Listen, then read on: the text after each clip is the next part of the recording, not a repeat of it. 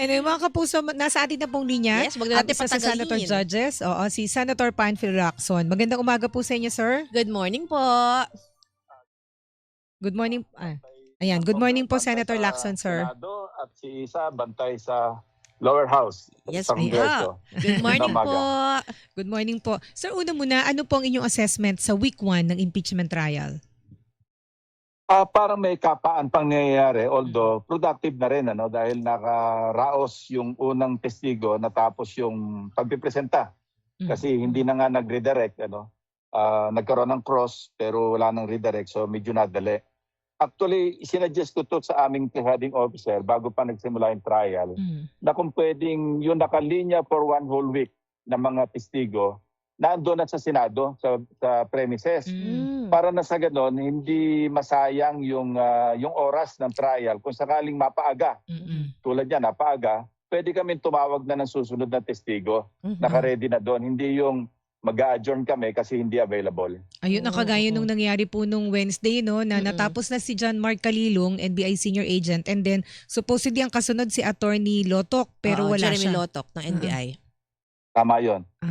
Ano naman siya, open naman si Senator Chis doon sa suggestion. Apo. Sabi ko, para lang ma-speed up yung pace, bumilis-bilis ng konti yung pace ng trial. Opo. Kasi hindi naman kailangan i-exhaust yung 11 days para lang sa Article 4, sa inuna naming artikulo.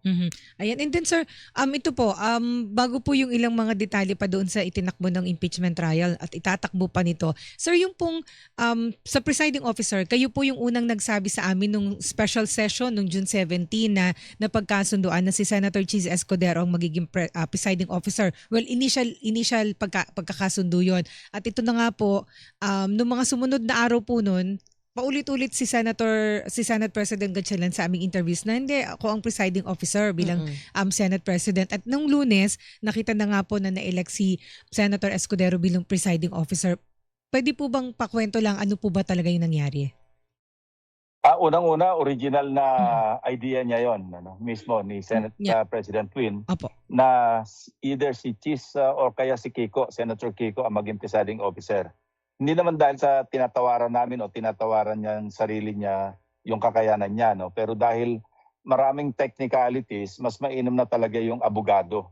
At nakita naman natin, mabilis yung pag-rule on the spot ni presiding officer Senator Chis Escudero. In fairness naman, ang bilis niyang yung pagka nag-rule sa objections and tawag dito yung pag nag-rule sa objections and other matters. So sir, ito po, pagka since siya na nga yung presiding officer and then nakikita po namin dalawa sila, may mga lumalabas na meme na parang ginagawang katatawanan yung pagiging dalawa nila doon, wala naman daw sinasabi o hindi nagsasalita si Senate President Gatchalian, ba't nandun pa sa katabi niya? Si Senator Amy Marcos actually po meron siyang post na ayun, binabatikos nga. Tinawag na presiding officer. Presiding officer daw po si Senate President Gatchalian, sir. Lagi tayo may marinig mga komentong ganyan sa mga kritiko. Pero sa amin, gusto naming i-preserve yung dignidad ng Senate President. Katunayan, siya yung nagbubukas, hindi ba? Siya rin yung nagtumatawag sa Sergeant at Arms sa panguna pagkatapos tinaturn over niya sa presiding officer. So, sabi ko nga, hindi mo naman masasatisfy lahat eh. May lalabas at may lalabas na pagbatikos, pagtatawanan, kung ano pa. Pero kami, hindi naman para ma-distract pa kami doon sa mga minor issues na gano'n eh. Itutuloy lang namin yung trial kung ano yung nakita naming fit para matuloy at maging maayos ang takbo ng trial. Opo. Sundutan ko na po yung issue na yan, Senator Lacson.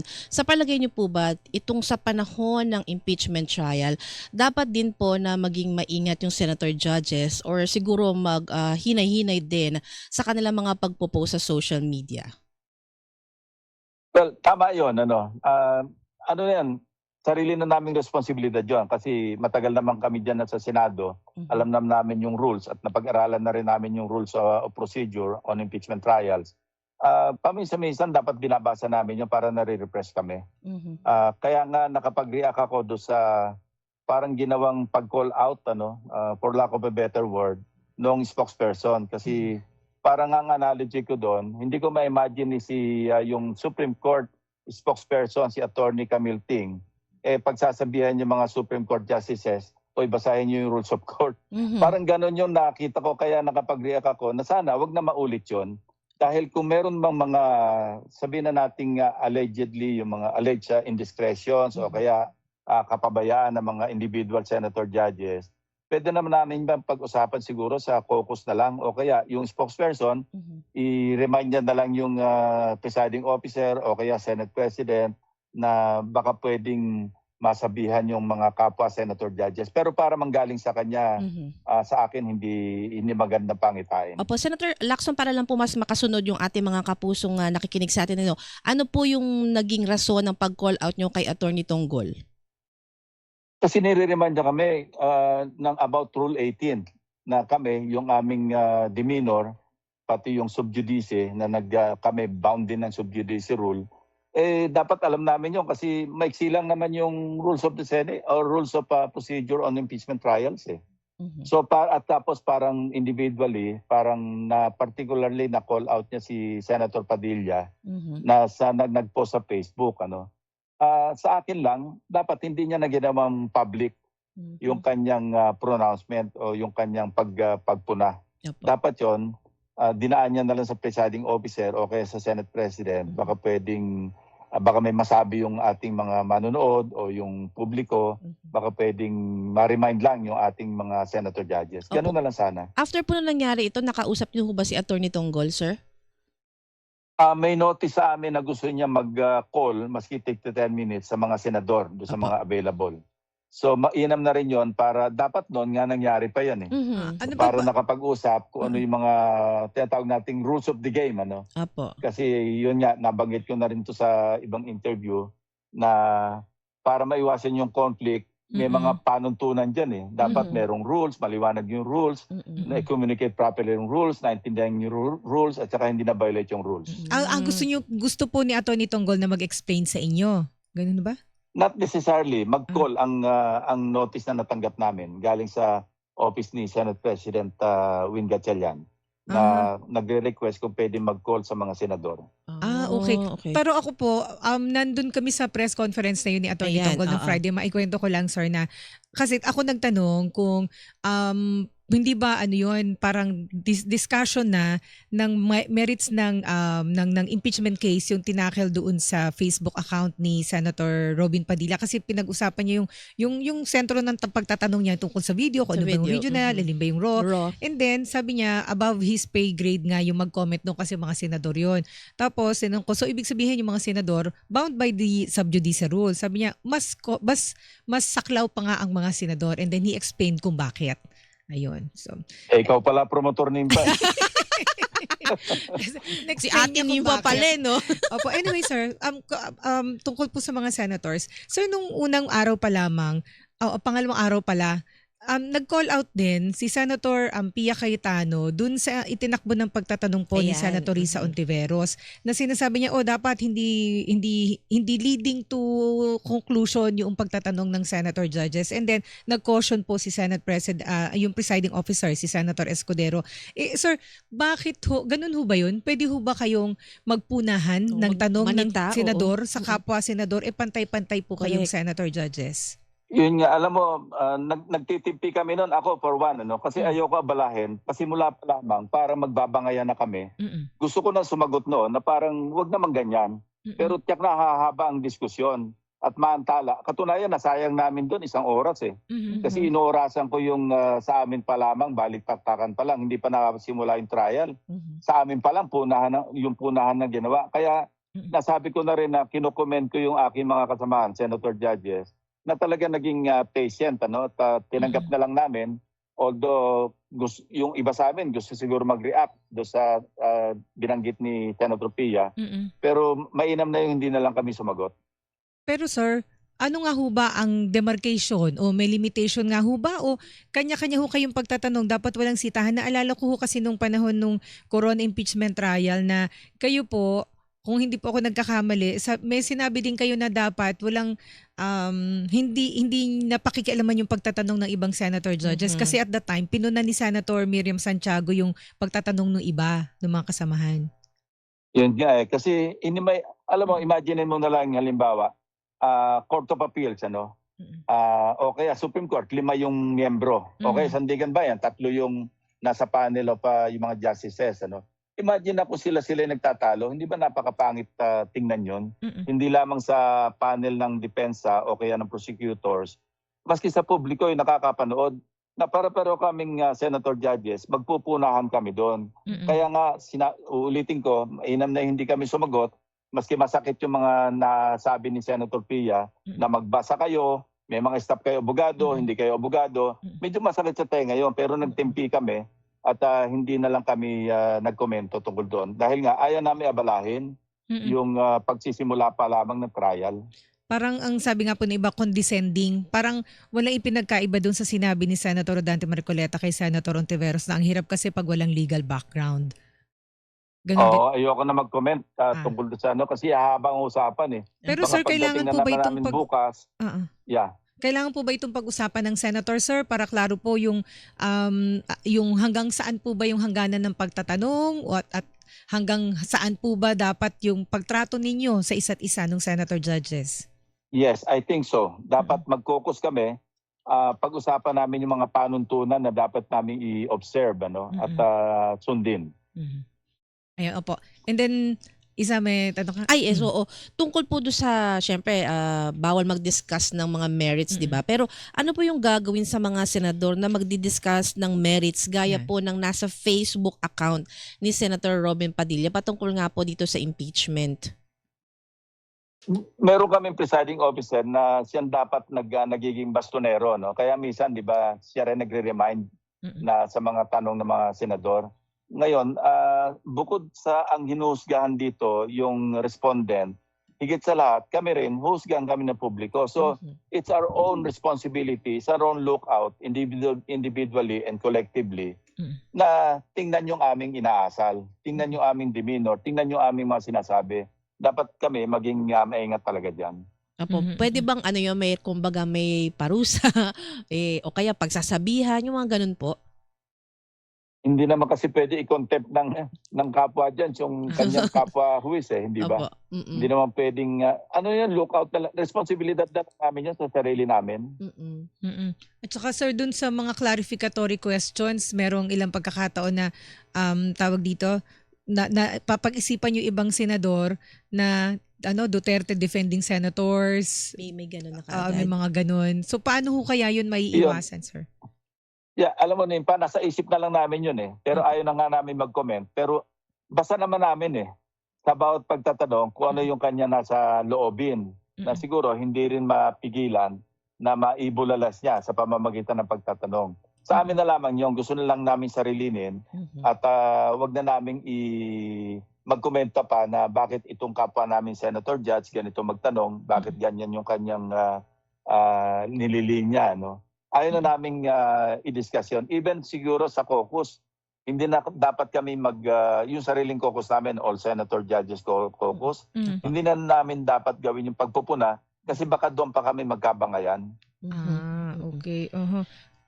Pero sir, dun sa clarificatory questions naman, ano yung demarcation nun, sir? Kasi 'di ba yung ito na po yung didiretso na natin, yung kay Senator Risa Ontiveros na sinabi na papunta na dun sa konklusyon, dapat hindi pa doon. So ano po ba yung hangganan, hanggang saan po kayo pwedeng magtanong dun sa inyong sa mga witnesses, sa clarificatory questions, pagtatanong sa witnesses and sa abogado na rin po? Yeah, unang-una hindi naman kami mga abogado. Actually, bago rin sa akin yun yun na hindi ko alam na hindi ko rin alam in fairness to Senator Risa, ako for one, doon ko lang natutunan na yung pagtatanong parang bordering on conclusion na yung kanyang tanong, mabuti in the process ng aming pagdalo at pakikinig sa mga pag-uusap doon sa loob ng trial mismo, natututo rin kami along the way.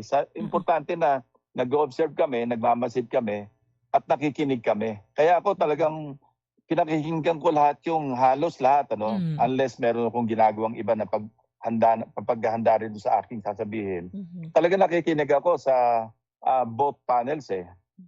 Hindi ako, parang ayokong palampasin kasi doon kami matututo rin eh. Opo. Masasabing veterano na rin ako kasi meron na rin akong sariling experience sa CJ Corona impeachment trial. Opo. Pero hindi sapat yun eh.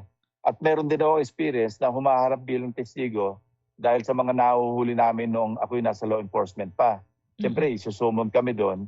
Maski pa paano, meron akong alam sa rules of court, ano, at saka yung mga ginagawa o nagaganap doon sa loob ng hook Mhm. Ayan. And then sir, yung pong bago ka matutunan. ayun, opo. And then Senator Lacson, si Senator Alan Peter Cayetano po, 'di ba, meron siyang pending motion pa ho, hindi pa nare-resolve ito.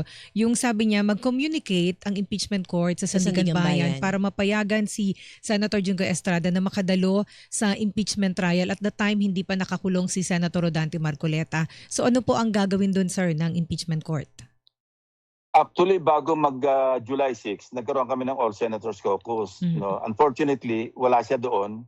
Wala rin yung ibang mga kasama sa minorya. Ang nandun lamang si Senator Loren at saka Senator Robin.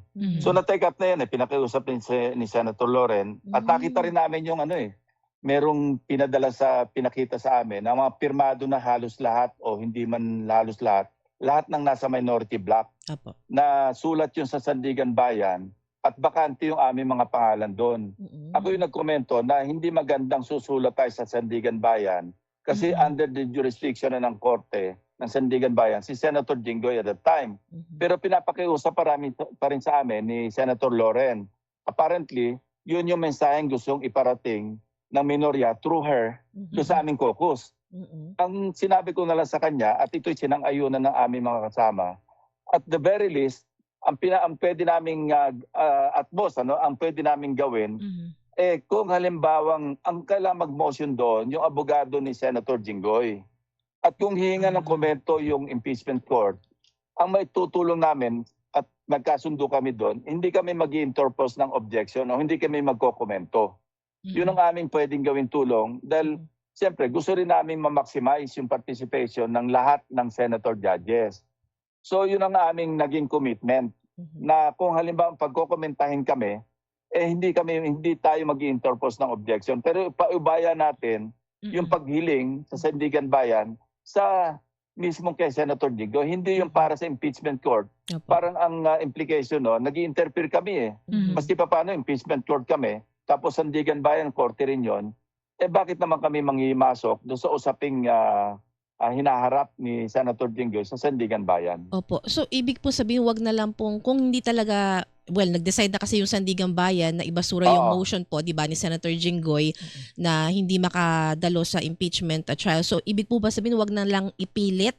Kasi baka iba din yung maging dating Tama yun. Maski nga kung hindi na nga kami pinagkomento at nag-decide na, nirole na yung motion na abogado ni Senator Jinggoy. Kung pinag-comment kami, ganun yung aming magiging comment. Either hindi kami mag-interpose ng objection o hindi kami magkokomento. Pero dahil nga nag-rule na yung Sandigan Bayan, igalang na lang namin yun, wag na namin ipilit. So siguro kung magko-caucus kami, mapag-uusapan yan, kung gagawin pa rin ba namin yung motion o mag-a-act pa rin kami sa motion ni Senator Alan na susulat kami sa Sandigan Bayan. Na in the first place, na-decision na namin yon nung nag-caucus kami bago pa magsimula yung trial ng impeachment noong July 6. Opo. Ano pong nasabi dito ni Senate President Gatchalian? Ganon din. Ang yung pig-usapan natin ngayon, yung caucus namin na All Senators Caucus, bago magsimula yung trial. Yun ang naging position ng majority bloc na hindi kami para sumulat. Kaya wala nagpirma sa amin doon sa sulat na yun Ay, sir, pero yung sa anong sulat po ito? Tama ba sir? Meron daw hong sulat o para manifesto ang minority bloc? Oo, manifesto. Ano pong nilalaman nun sir? Pwede pong pa-expound. Draft na sulat yon papunta sa Sandigan Bayan. Na ipapakiusap na namin, hindi naman yon in the form of a motion or hindi naman yon in the form of a resolution. Sulat yon sa Sandigan Bayan na kung pwede, parang request yon na payagan si Senator Jinggoy na mag-participate. Ang naging usapan nung tinayuan yun ni Senator Legarda during the All Senators Caucus, ako nga nag-suggest na ganito na lang, hindi kami pipirma dyan at ako mismo hindi ako pipirma. Pero kung pag-comment, halimbawa nag-motion yung abogado ni Senator Jinggoy at pinag-komentaryo kami bilang impeachment court, ang kinomit na lang namin kay Senator Legarda para iparating sa kanya mga kasama sa minority bloc, hindi kami mag-i-interpose ng objection. Bahala yung Sandigan Bayan na mag-rule without the intervention or any comment from the impeachment court Opo. or from the senators. Pero what if isulong pa rin ng Senate minority ito pong kagustuhan nila na maka-attend pa rin sina Senators Jingo Estrada, pati po isama na rin natin si Senator Marcoleta. Ano po ang dapat na maging action dito? Kumbaga pagbotohan ba ito sa Senate Impeachment Court? Ano pong dapat gawin? Pagbobotohan namin yan, una sa caucus. Pero kung gusto niyo dalhin sa impeachment court, duda namin pagbobotohan. Pero kung mariresolve namin yan sa caucus, at kung alam na rin naman ni Senator Alan na hindi siya makakakuha ng numero to support his motion, para kay pa na dalhin niya pa sa floor doon sa impeachment court. Pero kung gusto niya, di doon namin pagbotohan dahil motion yun na ginawa sa impeachment court. Opo. So may narinig akong isang interview rin na i-resolve daw namin yon pagbukas pa ng session ng second regular session ng 20th Congress. Yon, ginawa yung motion sa impeachment court, sa impeachment trial, dapat i-resolve namin yon sa impeachment court, hindi do sa plenaryo ng session ng Senado. Ayun, opo. So sir, yung sulat po na yun ay pirmado ng buong minority block, tama ho ba? And then walang pumirma po from the majority block?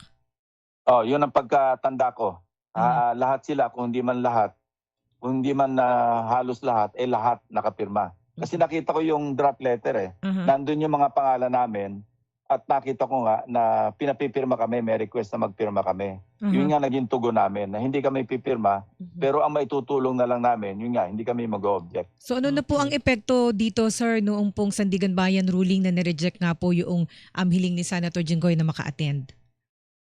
Well, meron ding petition, di ba? Merong petition sa Korte Suprema na tungkol dyan. Pero kaya mas magandang, hindi, yung pag-usapan pala natin sa presiding officer.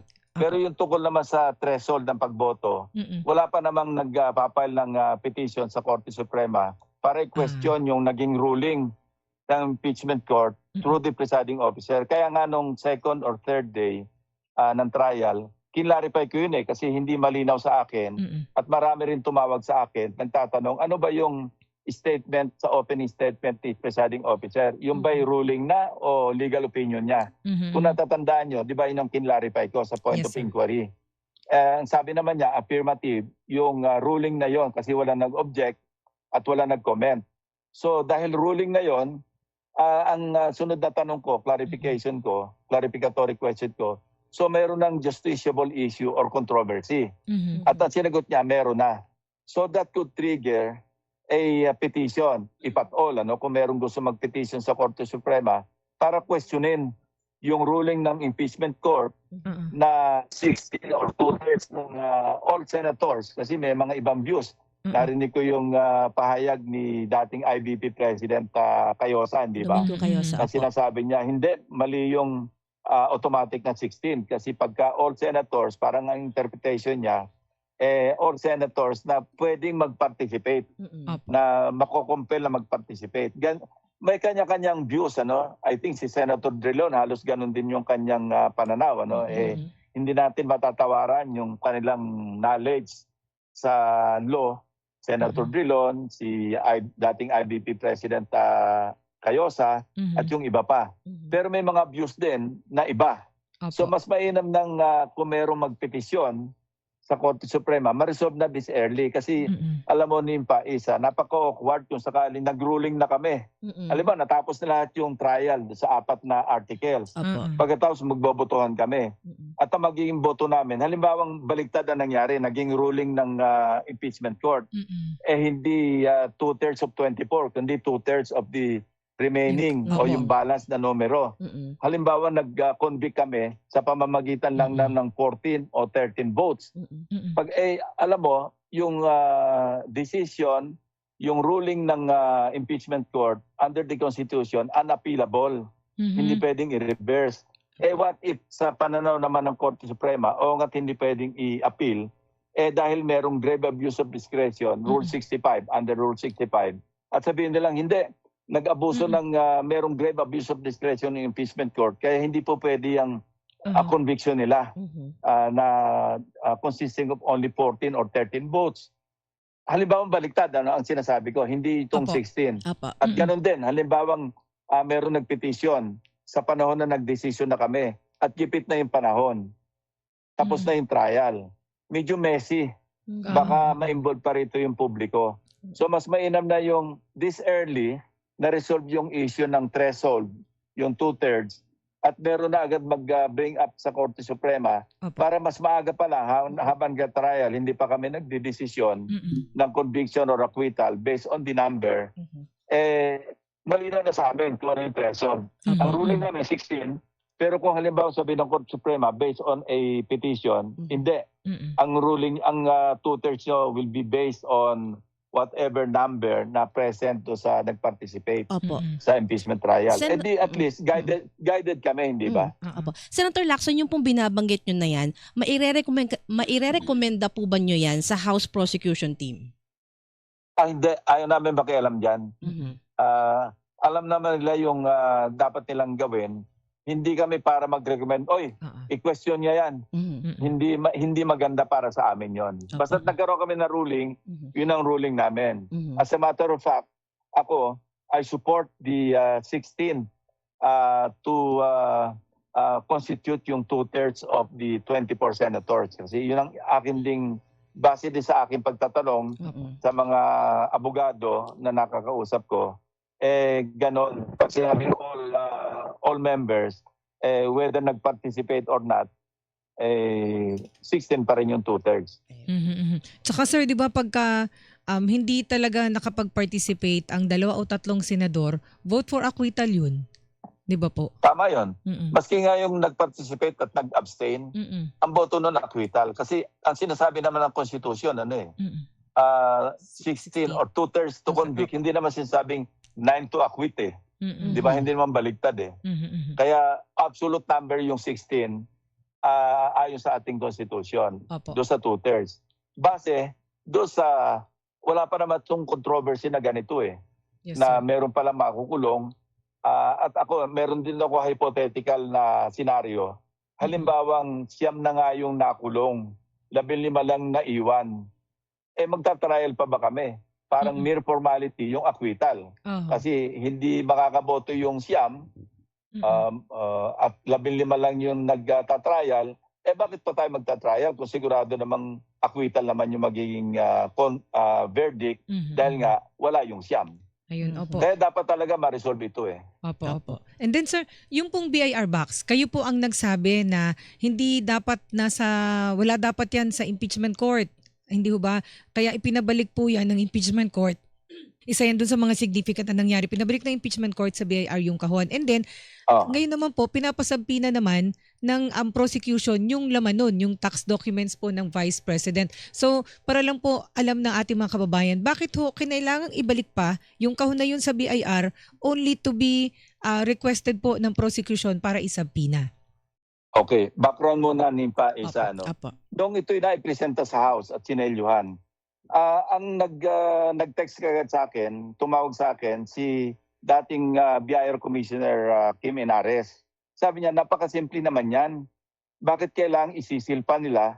Bakit tatanggapin? Napakasimple, yung BIR kukuha lamang ng written authority from the President. At minention niya nga sa akin yung particular na section do sa NIRC, National Internal Revenue Code, Section 71.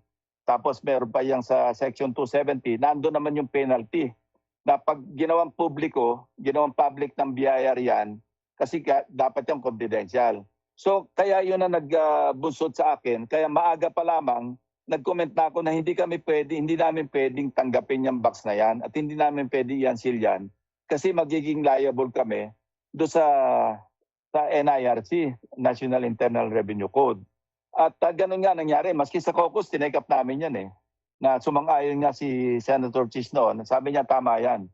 Kaya mas maganda pa ang sa akin nga yung ibabalik sa prosecution eh. Mas maganda pa nga yung ginawa ni Senator Cheese na binalik niya mismo sa BIR.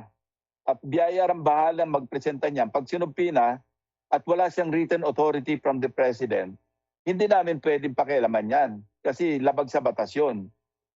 Ang tatanggapin lang namin yan, papayagan lang namin ma-unseal yan kung kompleto yung rekado, ika nga, na ito yung BIR tax records ng respondent at ito yung written authority based na rin doon sa briefing na sinagawa ng Department of Finance kasi yun ang nasa batas. Opo. Maski korte kami, hindi kami pwedeng lumabag sa batas kasi magiging questionable. Ayun. So, ibalik na nga po sa BIR and then nakasabpina na po.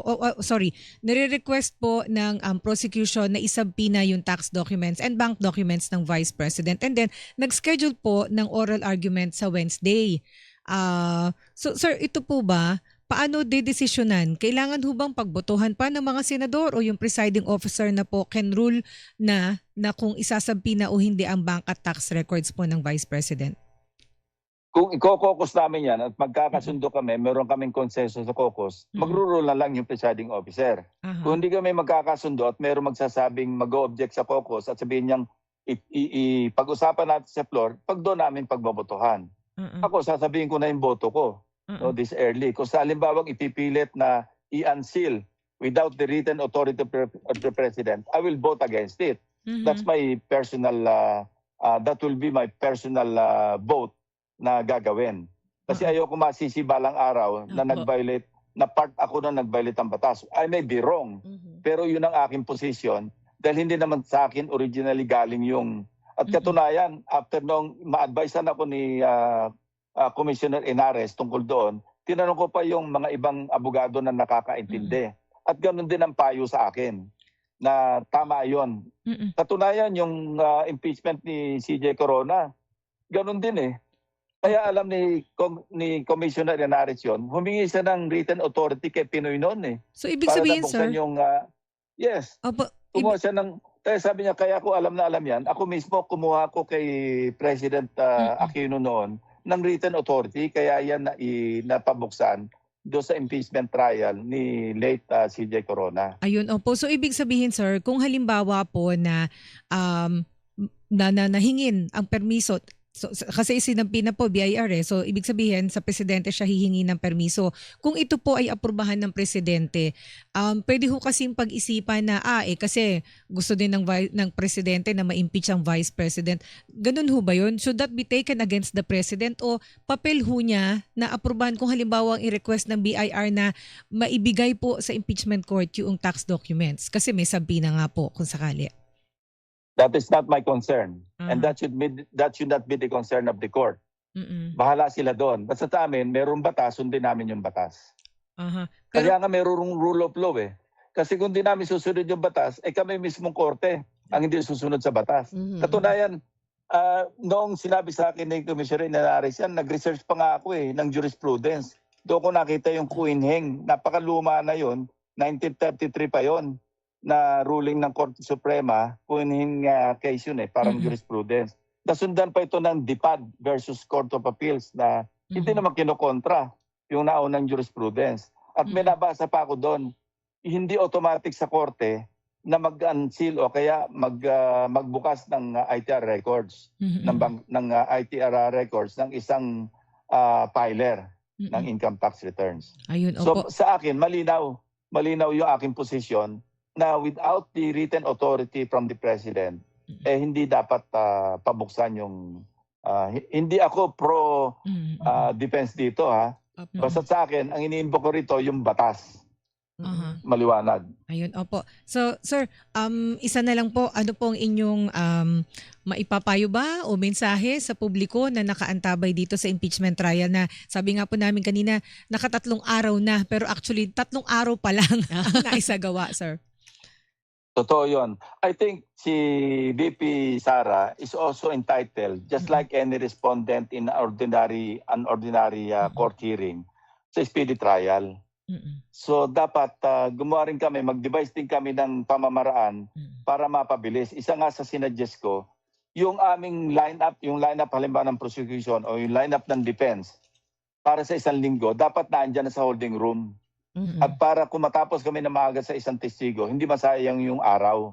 Makatawag na kami para wag na i-maximize yung 11 days para sa isang artikulo pa lamang, sa prosecution pa lamang. Opo. So, yun. Baka para, alam mo, abutin tayo ng Pasko rito pagka ganyan ang pace natin Opo. na isang witness sa isang linggo. Mm-mm. Eh kung sinasabi nga natin, parang may tatlong testigo pa. Mhm. Eh di, 3 linggo yun. Kasi 3 araw lang naman sa isang linggo eh. Mhm. Yun ang aking punto na madali na hindi pa madali na para mako-compromise na yung pagpepresenta ng ebidensya, pero madali natin in such a way na huwag tayo mag-aksaya ng araw. Opo. Mhm. At saka last na lang pala, kasi 'di ba nung isang araw po dumating si Vice President Sara Duterte sa Senado eh. Ayan. Nagpunta po siya sa building pero hindi po siya humarap sa trial. I'm sure nakarating din po sa inyo to. Pero kung kayo po ang tatanungin, dapat ba humarap na rin siya sa paglilitis, sir? No comment. Mhm. Okay po. Oo. Tsaka hindi na rin kami, sir, nagtanong ng tungkol dun sa mga nangyari sa trial kasi nga para as sub judice. Yes. Sub judice. Okay, Wait, Mary. sir. Correct. Opo. At maraming salamat sa pagkakaintindi ninyo. Okay Opo. So po. marami kaming tanong but for lack of material time na para sa Senate. Sir, maraming salamat po, sir. Ingat po palagi, sir. Thank you. Bye-bye Thank you po. po. Thank you. Mga kapuso, si Senator Judge Panfilo Lacson ang ating pong nakapanayam.